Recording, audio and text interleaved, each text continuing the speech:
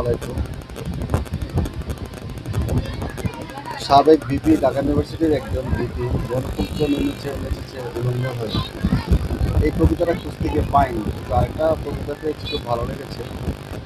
লিখেছে বাতাসে লাশের গন্ধ, রুদ্র মোহাম্মদ শহীদ।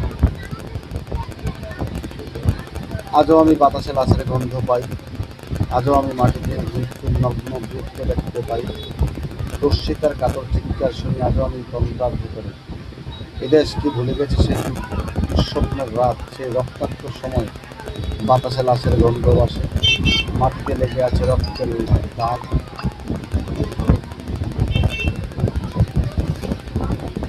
এই রক্তমাখা মাটির ললাট ছুঁয়ে একদিন যারা বুক বেঁধেছিল, জীর্ণ জীবনের খুঁজে তারা খুঁজে নেয় নিষিদ্ধ আধার। আজ তারা আলোহীন খাঁচা, ভালোবেসে জেগে থাকে রাত্রির গুহায়।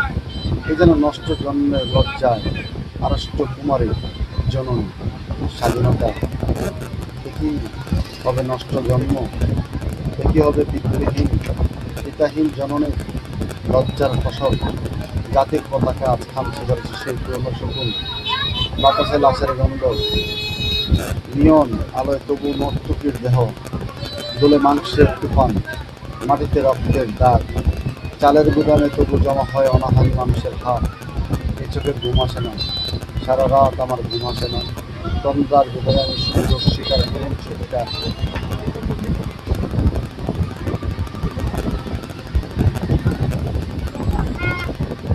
নদীতে পানার মতো বেঁচে থাকা মানুষের পচা লাশ, মুন্ডহীন বালিকার পুকুরে খাওয়া নিষ্পর্শ শরীর। বেশি ওঠে চোখের ভেতরে, আমি ঘুমোতে পারি না, আমি ঘুমোতে পারি না। রক্তের কাফনে মোরা পুকুরে খেয়েছে যারে, শুকনো খেয়েছে যারে, সে আমার ভাই, সে আমার মা, সে আমার প্রিয়তম পিতা। স্বাধীনতা সে আমার স্বজন, হারিয়ে যাওয়া একমাত্র স্বজন। স্বাধীনতা আমার প্রিয় মানুষের রক্ত কেনা অমূল্য ফসল। দর্শিতা বলে শাড়ি ওই আমার রক্তাক্ত জাতির পতাকা।